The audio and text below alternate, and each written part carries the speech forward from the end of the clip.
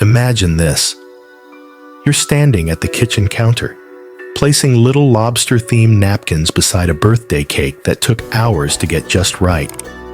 The scent of butter and garlic still lingers in the air from earlier prep. You're exhausted, but happy. Because for once, it's your husband's day, not anyone else's. You wanted it to be perfect.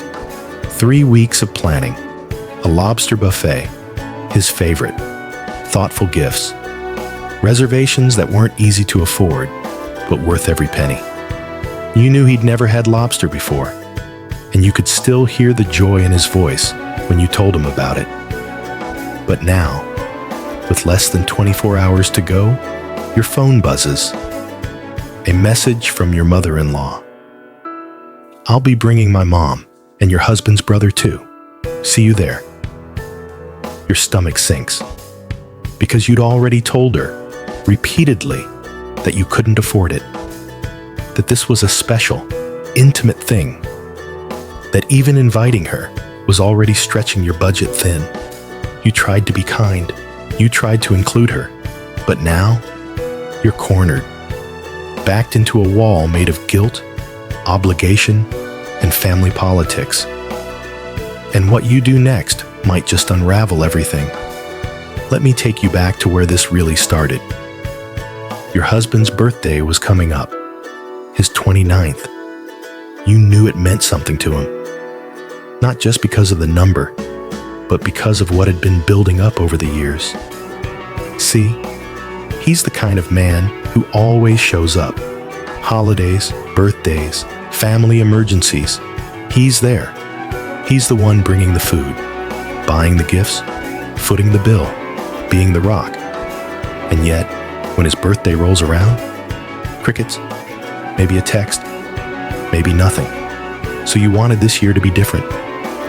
You told him your plan, a special dinner, just the two of you and your toddler, a lobster buffet, something luxurious, something he'd never experienced. He lit up like a kid, said it sounded perfect, and you double-checked. If he had anything else in mind, you'd make it happen. But he didn't. This was it. So you booked the dinner. About $120. You bought him gifts, roughly the same. Altogether, it was close to $240, a sum that's far from casual in your world, but he was worth it. Every dime. Then came the message from his mom. She wanted to come. Now, your husband didn't hesitate. "Absolutely not," he said, not in anger, but in exhaustion. He was tired of being the one always giving, especially to a family that rarely gave back. He wanted one birthday, just one, where he wasn't expected to pay for everyone else. So you respected that. At least, you thought you did. You tried to find a compromise. The dinner was just for your little family. But what if you invited his mom for lunch earlier that day? A small gesture, something separate, inexpensive, heartfelt. You knew he loved her. Despite the boundaries, the frustrations, the years of one-sided giving, he still loved her. You just wanted him to have that moment. And maybe you wanted to be seen as the good daughter-in-law too. Now, here's the catch. Earlier that month, your mother-in-law had her own birthday. Your husband gave her money for a trip. You chipped in another $100 as spending cash. She even asked for more while she was away, and you gave it, happily, generously. So when she asked about the birthday plans, you didn't hide anything. You told her the truth. That money was tight. That you'd spent most of your budget. That if she wanted to come to lunch, it had to be just her. No guests. You couldn't afford it. She agreed. But the night before lunch, she messaged you again. She'd changed her mind. She was bringing her mother and your husband's younger brother. You tried to explain. Again, you told her the budget couldn't stretch, that your husband wasn't willing to pay for them, that even adding 2 more would mean cutting into your grocery budget for the week. that this wasn't about being rude. It was about surviving. She replied casually, "They won't eat much." As if that made it okay. You wanted to say no. You should have said no. But somewhere between her insistence and your exhaustion, you caved. You said yes. Even though you felt humiliated, disrespected, trapped, you didn't tell your husband. You couldn't bring yourself to. So instead, you told your sister-in-law. Just needed to vent. Just needed someone to understand. What you didn't expect was for her to tell your older brother-in-law. And he didn't vent. He didn't stay silent. He called your mother-in-law, set boundaries, drew the line that you should have drawn. And just like that, your phone lit up. From your mill. "Yeah, let's probably just meet next time." She hasn't spoken to you since. You stood in your kitchen the next day, staring at the birthday cake, the one you worked so hard to make. The lobster buffet was still happening. The dinner went on. Just the three of you. But you couldn't stop thinking about that text. "Let's probably just meet next time." Not out of understanding, not out of grace, but because you said no. Finally. And now, the silence feels like a punishment. You ask yourself over and over, was I really wrong? Did I go too far? Was I being manipulative by venting to my sister-in-law? Was I trying to control too much? Or was I just trying to protect something that finally mattered? Your husband says he doesn't resent you, that he appreciated the celebration, that he's just tired, tired of giving, tired of being seen as the bank, tired of having to say no to his own mother, and wondering what it'll cost him this time.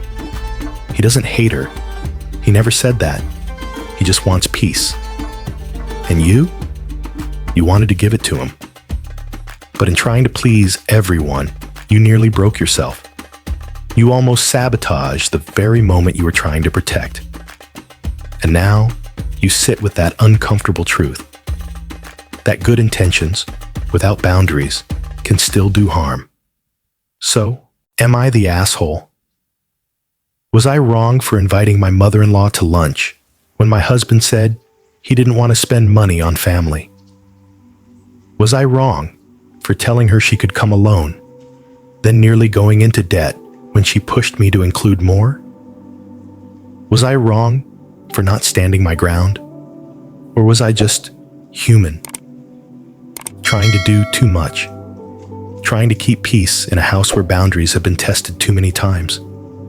Maybe I am the asshole, but not in the way you'd expect.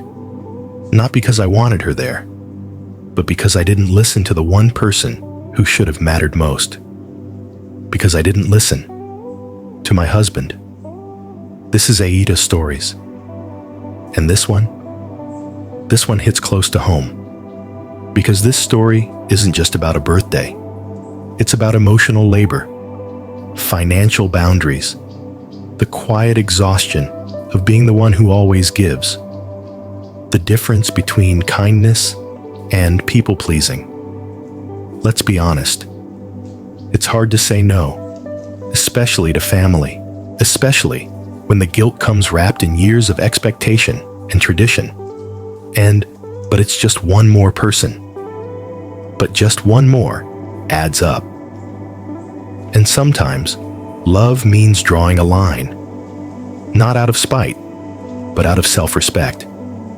This listener wanted to give her husband the birthday he deserved. And in the process, she almost gave too much of herself. That's not weakness.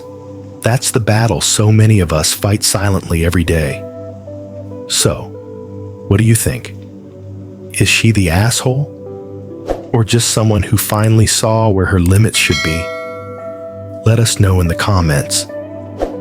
Have you ever felt torn between keeping the peace and protecting your boundaries? Have you ever said yes when you knew you should have said no? We'd love to hear your story.